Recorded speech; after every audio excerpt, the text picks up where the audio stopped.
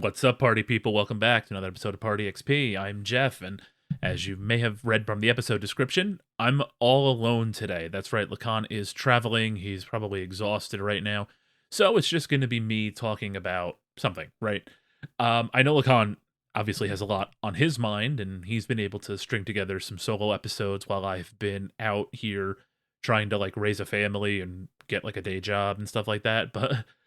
But for me, the only thing that really comes to my mind, and it's kind of been one of the big elephants in the room when it comes to having a video game show over the past year and change, probably, were the gaming layoffs, right? So a lot of this has been going on around our show. We've kind of kept it away from that. We've focused on the products themselves, talked about new releases and other sort of pop culture tentpoles that are still kind of affected by kind of the overarching layoff and anti regular worker sort of sentiment that's been going on for the past couple of years now. Um, Ever since kind of normal employees and normal people like you and I kind of took our own sort of life by the horns, and you had that sort of that period of great resignation, right? Where people were resigning in spades and they were finding better jobs and they were getting treated better. And then the powers that be and the C suite and all of those scumbags said, that's never going to happen again. And now you're kind of seeing this giant wave of corporate greed kind of overtake working conditions, and people are getting laid off in spades. No place bigger than in the gaming industry, right? And that's not just the gaming companies that are making and distributing these games too, right? It's gaming journalism sites are getting shuttered. People are losing their editing and writing jobs covering these, so that the only people that are left with sort of big platforms are sort of influencers, right? And it's kind of a dangerous slope. So that's kind of what I wanted to talk about today. And I want to start obviously with the people that are making games, right? So your developers, your community managers, your storyboarders, the people that create the narratives for these games. Obviously, for me being in sort of that content creation space, I do focus on those community managers, those folks that do the social media, right? Create the videos and create content for video games. Obviously, I'm biased, right? But it is important to note that we're losing a ton of great developers, a ton of great creative people that design characters, right? Design landscapes, create the music for these games. Things like that are being stripped away from companies. The people that are fortunate enough to keep their jobs, though, are now getting overworked and probably underpaid, while people at the top, obviously, it's a tale as old as time, right? The people actually doing all the work are being mistreated, and the people at the top aren't, right? They are doing the mistreating, and if shit really hits the fan, they'll have some sort of golden parachute built into their deals and they'll get the money, while people are fighting for severance packages, if they get them at all, uh down below, right?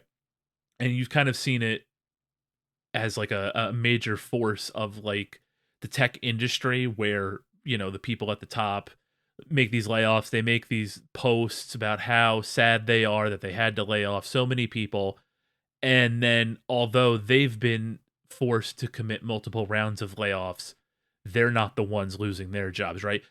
I look at a company like Bungie, right, and its CEO Pete Parsons, right, who has laid off multiple people, multiple rounds of layoffs, right, throughout his tenure, has had sexual assault allegations levied underneath him, not him specifically, but underneath him, people nearby on the corporate ladder, so to speak. But he gets to keep his job, right? All the other people get laid off, but he gets to keep his job. And it's funny how that always seems to go, right? Where a guy like Microsoft's CEO Satya Nadella gets to keep his job even in the midst of so many rounds of layoffs and misusing company funds, right? Everybody thinks that AI is going to fix the problem. AI is going to be the creative force that drives these companies. I think it would behoove companies to kind of think, hey, Why don't we just use AI to replace the CEO? Because you can train an AI to make decisions. You can make an AI sort of learn how a company's operating, and do they need to invest? Do they need to hire more people? Do they not need to hire more people? Because what you're seeing now is the consequence of all this overhiring that took place during COVID. The video game industry was a boom during COVID because everybody was stuck inside, right? So you had situations where people don't have anything else to do. Let's buy video games. And of course, the tech bro weenies and marketing, not even the marketing guys, but just these people that have no idea of the video game industry at all, are in charge of video game companies. They're seeing the line go up and they're thinking, oh well, we have to do more. But now what you're seeing is sort of it come back to normal, and they don't know what to do themselves. They just see line go down, so they react. Of course, they overreact. They make the wrong decisions, and now tons of people are losing their jobs, right? And again, it's a tale as old as time, right? Where you just get these guys, these incompetent buffoons at the top, making decisions that are ultimately going to backfire, and then the people at the bottom have to pay for it. And eventually, once enough screw ups take place and these people do have to get fired, or they do step down, there's always some sort of built-in kind of thing in their contract where they'll be well off, right? They're not going to have to worry about paying for groceries. They're not going to have to worry about paying rents or mortgages. They'll be perfectly fine, even though their decisions were the ones that were the most incompetent and the ones that affect people the most. So it's kind of a twofold thing here, where you have less people in video games, right? You have less people that are now going to be able to start their own studios because they don't have the money to do so. You're not getting as much innovation at all. I mean, Sony drops a PS5 Pro with what? And it's going to be the same selection of games. You're going to get a ton of remasters of games that have already been released. You're going to get sports games. You're going to get established franchises. You're going to get your Assassin's Creeds and your Souls-like games. And every once in a while, you'll get a game like Wukong come out of nowhere and sell really well, right? Or a game like Elden Ring that, I mean, obviously people knew that was going to be good, but to kind of take over the way it did, I don't think anybody saw coming. But you're not going to get a lot of innovation anymore. And what's also going to end up happening is then people are going to check out. They're not going to want to be involved with games anymore. So games are even going to go further down. The line go down even more, and that's going to be it. Like you're gonna see a crash in a way that we haven't seen in like 40 years. I can pretty much guarantee it, because you have so many people that just don't understand video games and don't understand the market, that think that what we saw 4 years ago is going to be the way it always is.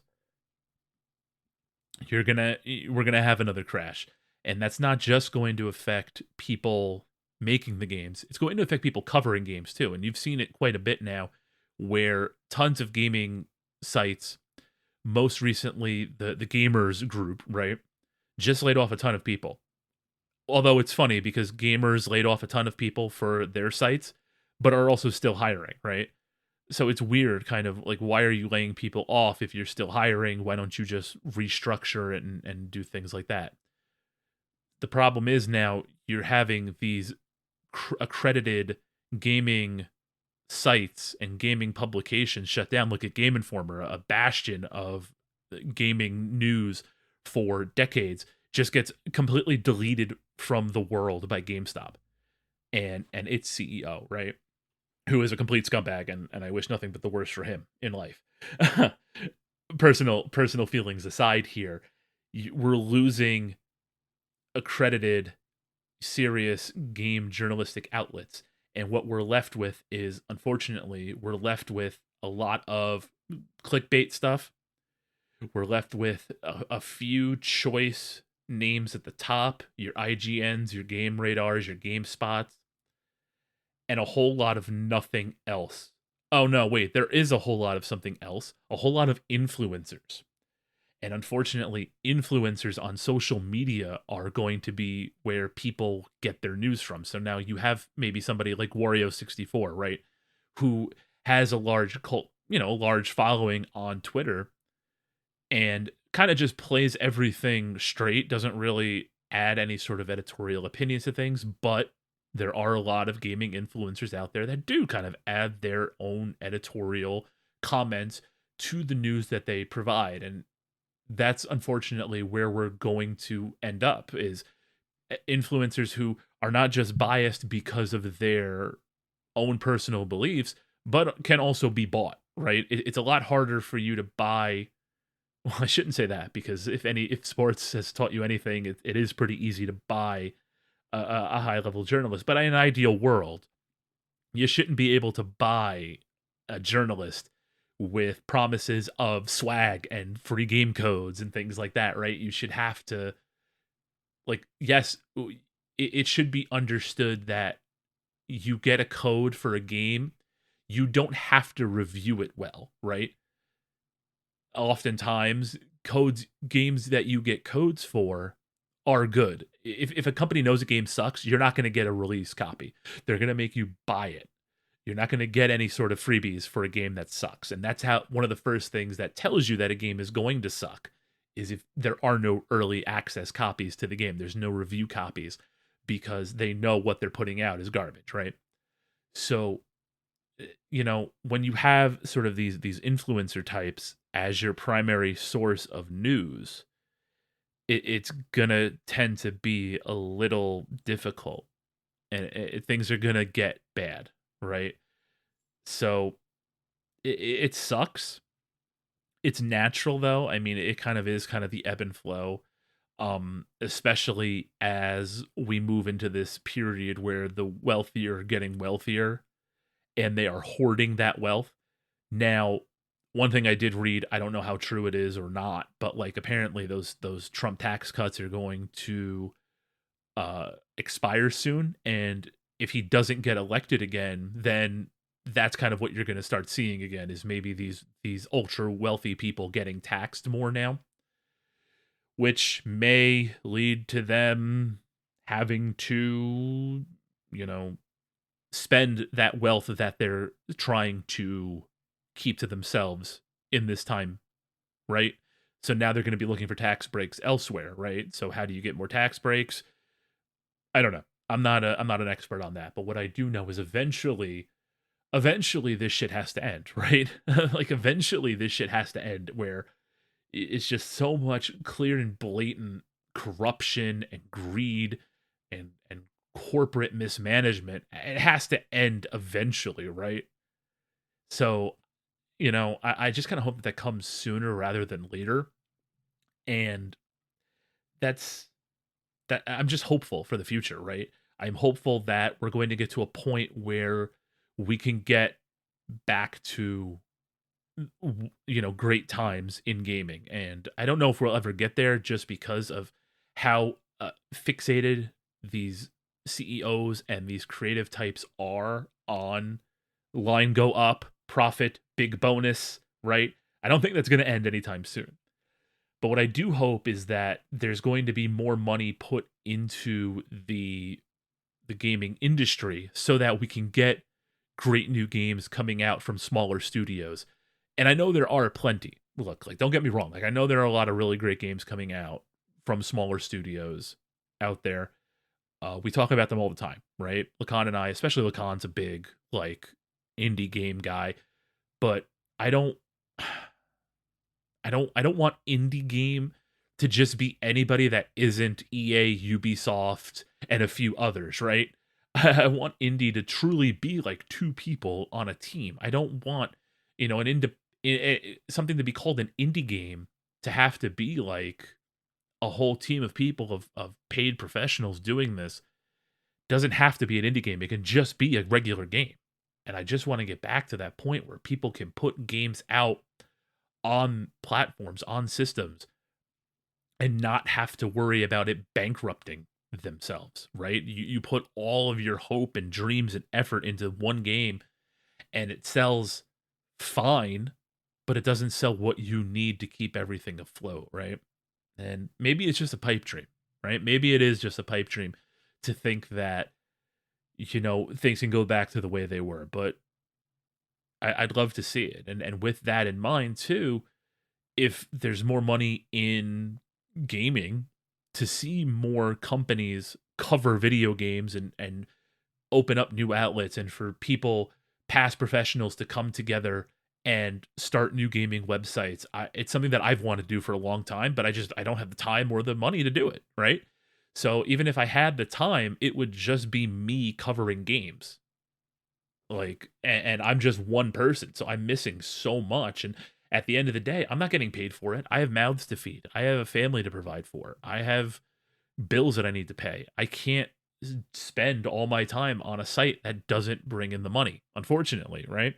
Which is what I think a lot of these companies are looking at, but it doesn't have to be like this. It doesn't, there is something to be said for journalism covering all aspects of, you know, topics, right? Not just sports, not just politics. Games deserves to have great journalism behind it, right? So, look, like a lot of these solo episodes go, it kind of does turn into a little bit of a rant. And, you know, for me, this is basically the only thing about video games that I wanted to talk about. So I hope that this is just the start of something, and we can kind of use this as a way to kind of keep things going. And I'd love to have this be the start of a catalyst, be the catalyst of something where I can talk to people in the games industry, and really be the change that I want to see happen in there. So let me know, like, if do you want, obviously this is my background. This is what I do for a living. Do you want more of this? Do you want me to start doing some journalism? Do you want me to start talking to people in the industry? Let me know, because I'll do it. If there's a desire for it more than just me and my own selfish inhibitions, like, I'll do it. Just let me know. I mean, if you made it this far, listening to me rant about the industry and how the sky is falling and everything sucks, like, I appreciate it, but let me know, right? Let me know on Twitter. Let us know on Instagram. Let me know on YouTube. Spotify has comments everywhere. Wherever that you can somehow tell me that you want to hear more games journalism, tell me and I will do it. Thanks so much for listening, and I really hope to hear from everybody soon.